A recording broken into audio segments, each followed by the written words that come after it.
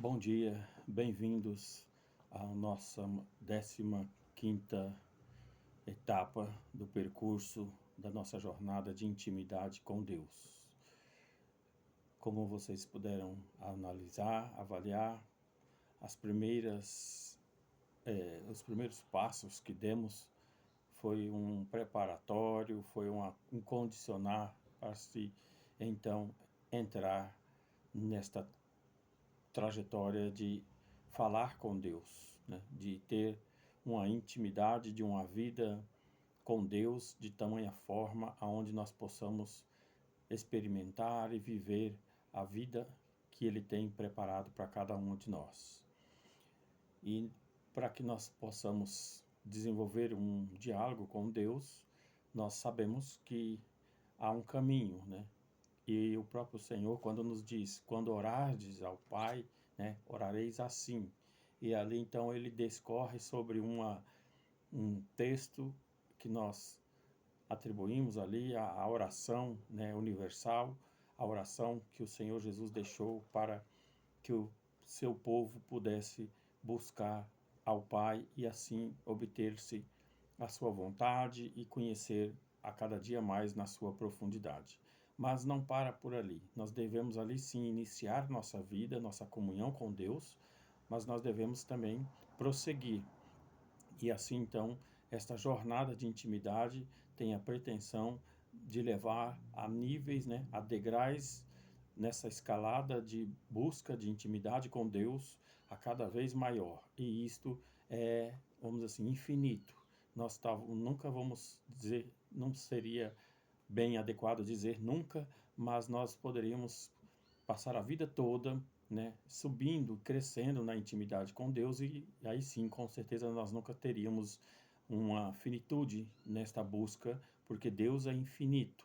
E assim ele tem cada vez mais a se revelar àqueles que o buscam, àqueles que o desejam, àqueles que querem ter uma vida de intimidade com ele. Nós vamos também abordar, a partir de agora, exemplos e práticas de homens, né, que tiveram vidas de intimidade com Deus, que vivenciaram coisas, né, sinais, maravilhas, prodígios, coisas grandiosas que nós vemos através da leitura das Sagradas Escrituras. E, vamos dizer, diga-se de passagem, sinais invejáveis, né? Coisas que nós hoje ambicionamos ver acontecer no dia a dia. E é isso então que nós queremos começar agora nessa 15ª etapa da jornada de 40 dias na busca de intimidade com Deus. E para que nós começamos, eu quero estar aqui abordando o tema da palavra dita no Evangelho de João, capítulo 14, versículo 13 e 14, que diz assim: tudo quanto perdides em meu nome, isso o farei, a fim de que o Pai seja glorificado no Filho. Se me pedirdes alguma coisa em meu nome, eu o farei. E aí, então, eu quero ficar com essas duas primeiras palavras, né? Tudo o que pedirdes. Então, seria realmente tudo o que pedimos, o Senhor nos concede?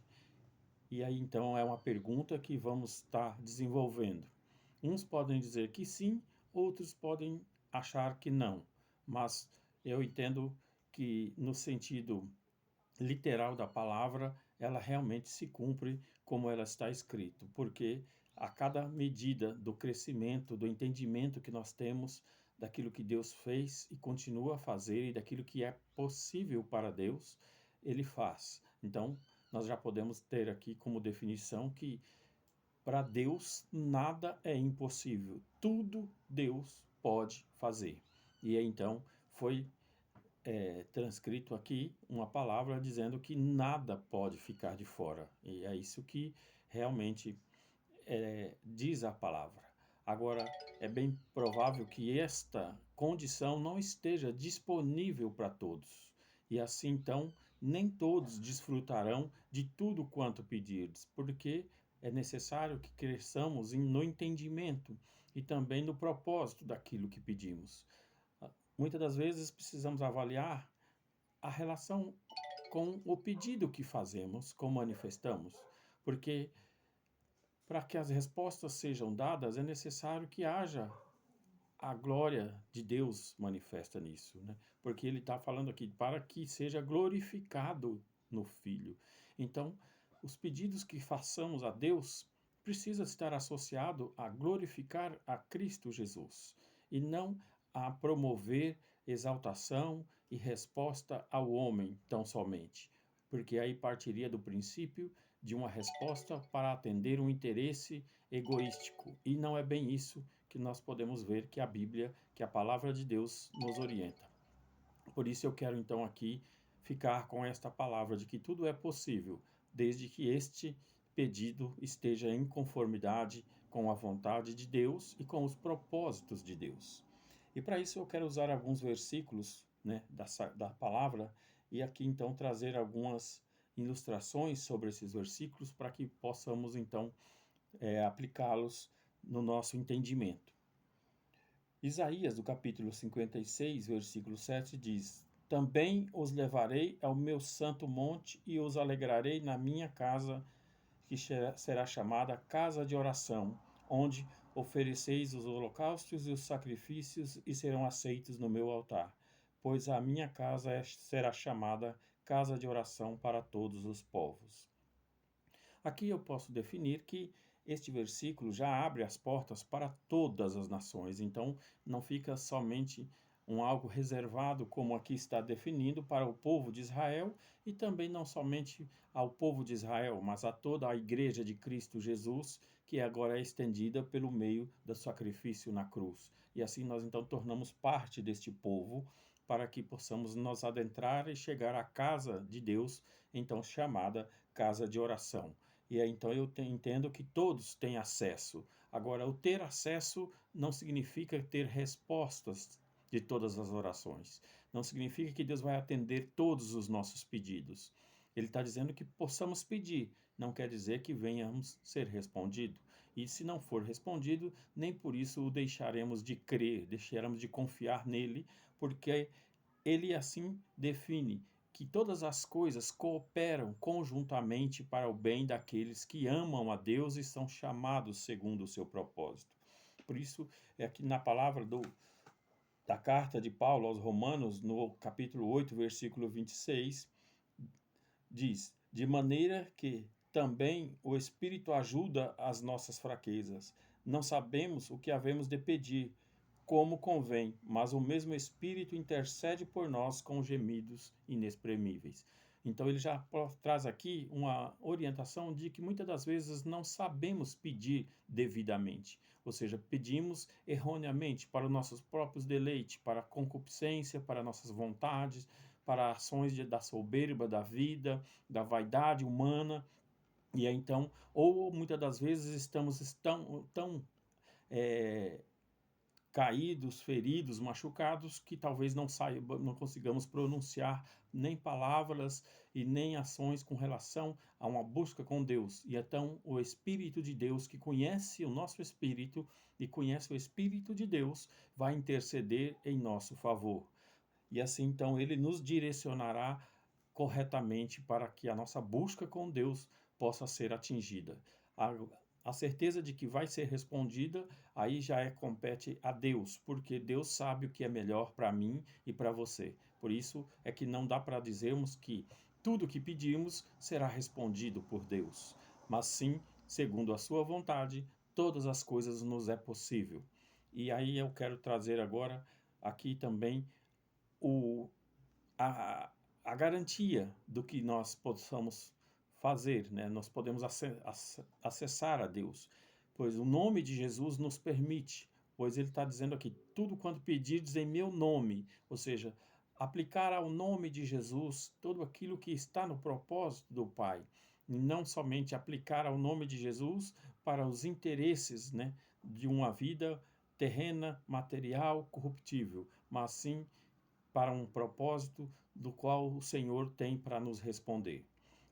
Não quer dizer que nós não venhamos ter recompensas e que também nos seja dada bênçãos materiais, porque primeiro elas se desenvolvem no espiritual e elas atingem o material. Então a resposta de Deus ela é suficiente para atender a todos os níveis, tanto espiritual como material. Por isso é que esta palavra de dizer tudo o que pedirdes, ela pode sim ter um significado completo, porque ela abrange o reino espiritual, atinge a nossa alma, atinge o nosso corpo e atinge ao mundo ao nosso redor. Então, entendo eu que quando o Senhor dá esta palavra, ele realmente descreve com toda a verdade. Agora, eu quero falar um pouco sobre por que que eu e você muitas das vezes também não temos resposta naquilo que nós apresentamos diante de Deus, nas nossas necessidades ou até mesmo, né, nas nossas precisões. E aí eu quero fazer só uma distinção aqui. Precisão, eu preciso agora, de repente amanhã, daqui a pouco eu já não preciso mais. Necessidade, eu já entendo que é algo que falta, algo que precisa ser preenchido, completado. Então, entendo eu que Deus vai atender com no sentido de que supra as nossas necessidades, pois ele mesmo define na sua palavra. E o meu Deus suprirá todas as vossas necessidades em glória em Cristo Jesus. Então, daí para nós podemos afirmar que Deus supre as nossas necessidades, mas talvez nem sempre vai suprir as nossas precisões. E a outra observação que eu quero fazer é com relação à religião. A religião colocou sobre os ombros, né, de todo homem um fardo tão pesado que às vezes torna quase impossível de se achegar a Deus, impondo-lhe sacrifícios, impondo-lhe martírios, enfim, toda uma sorte de troca, né, de barganha para poder receber de Deus. E aí nós não encontramos nenhuma base na palavra, nenhuma base bíblica para isso. Então, os fardos pesados colocados sobre os ombros do homem, em que a religião colocou, esta não é capaz de cumprir. E nem Deus tem compromisso nenhum com esses fardos, porque o próprio Jesus diz que o fardo dele é leve e suave. Então, ele não traria um jugo pesado sobre nós, até porque ele mesmo já cumpriu na cruz todo o sacrifício, todo o preço para nos abrir o caminho de acesso a Deus, de acesso ao Pai. E é por isso então que nós possamos definir que deixemos para trás o embaraço desta vida, o peso, o fardo das religiões e possamos então prosseguir na busca de que Cristo, pelo Espírito de Deus, nos conduza ao trono do Pai e ali apresentamos as nossas petições. E para entendermos então, completando este assunto, muitos de nós acabam também tendo um pensamento equivocado, um pensamento errôneo, dizendo: ah, esta resposta, esta intimidade, por isso eu até me dou muito a ir atrás de pessoas pedindo orações, que elas clamem por mim, que elas supliquem, que elas orem por mim, e aí então passo eu a entender que somente pessoas especiais, pessoas separadas, pessoas qualificadas por Deus podem ter esse acesso, essa resposta. E isso não é verdade. Todos podem achegar-se a Deus, todos podem apresentar as suas petições, as suas orações, as suas intercessões diante de Deus. E é isso que vai dar, então, para nós uma vida de intimidade com Deus. Então, não está reservado a pessoas especiais, a pessoas que já nasceram com condições. Não, há chamados proféticos, há chamados ministeriais, mas não quer dizer que isso dá qualificações para serem melhores do que os outros, pois Deus tem a todos por igual. Então, não é uma verdade dizer que só pessoas têm poderes especiais, têm acessos especiais, né, exclusivos a Deus. E isso não é uma verdade. Todos nós temos a liberdade em Cristo Jesus de falarmos com Deus. E não há escolhidos separados, mas sim há chamados, né? Pois ele diz: há muitos chamados, poucos são os escolhidos. Mas isso está definindo uma outra orientação de Deus e um outro propósito para o cumprimento da obra que Deus tem para realizar nesta terra.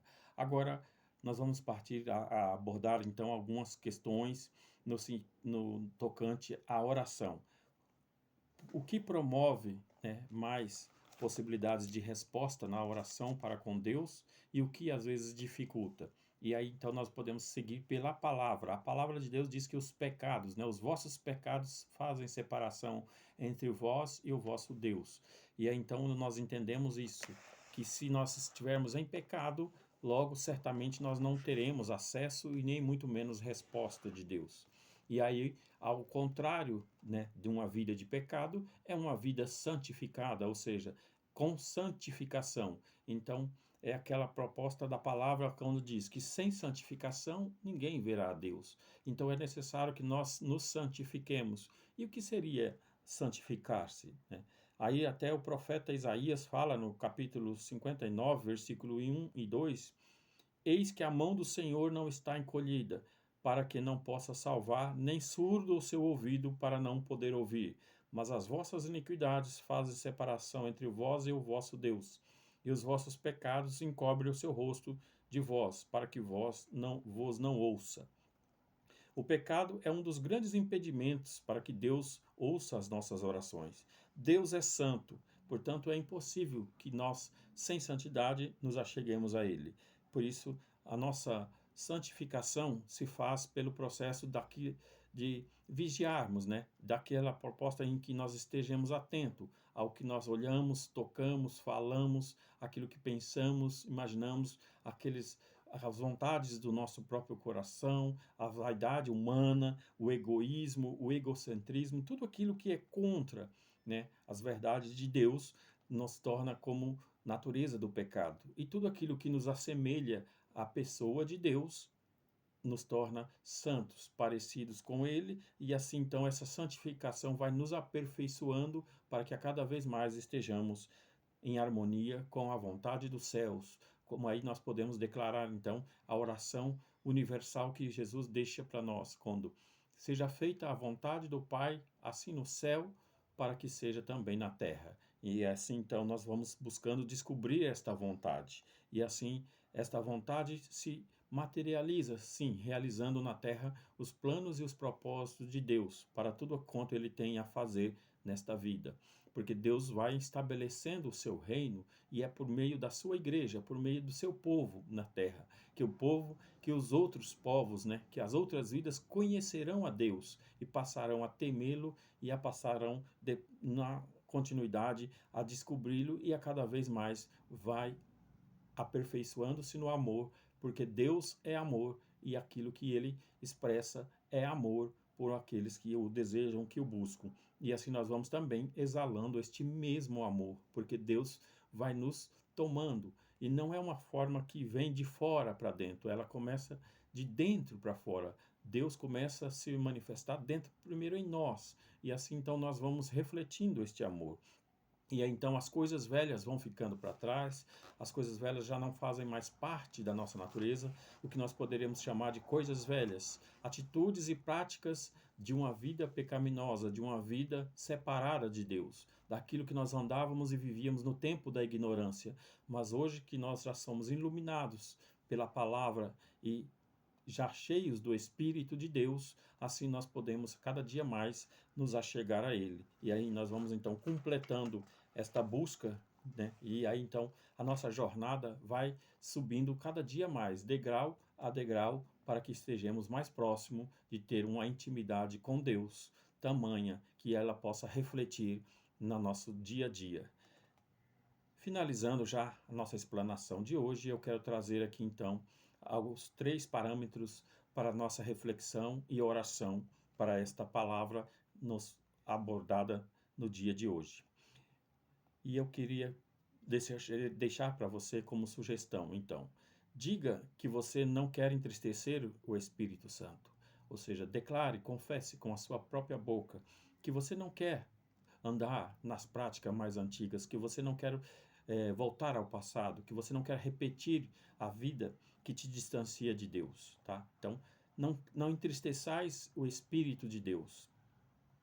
Segundo ponto para a nossa reflexão, fale que você quer crescer na intimidade com Deus e que com Ele no conhecimento da sua vontade. E aí então resume-se em 2 palavras: crescendo na graça e no conhecimento do Senhor Jesus Cristo e da sua palavra. e assim nós vamos nos aperfeiçoando em Cristo Jesus. E a última parâmetro é: peça a Ele para livrar-vos de uma vida egoísta, ou seja, de olhar e desejar somente aquilo que está a atender os meus interesses. Então eu deixe para trás o embaraço de uma vida egoísta, terrena, e olhei para o alto, para atender à vontade suprema de Deus, que não anulará minha vida, mas a completará, estando Ele junto comigo, porque Ele mesmo nos dá por sua palavra. Agrada-te do Senhor e Ele satisfará os desejos do teu coração. Ou seja, Deus está dizendo que se nós nos agradarmos dEle, se estarmos com Ele é algo bom, agradável, é algo desejável, é algo que nós queremos e buscamos, então Ele também satisfará os desejos do nosso coração. E isso entendo eu, sendo um Deus que não quer anular a minha vida e nem a sua vida, mas Ele quer fazer parte dela e assim nós possamos ter uma vida completa, né? Uma vida que reflita a glória dele e que glorifique ao seu Filho Jesus Cristo. Fique com essas palavras e com essa reflexão e que Deus continue a nos abençoar e fortalecer-nos nessa jornada que até aqui nos ajudou o Senhor.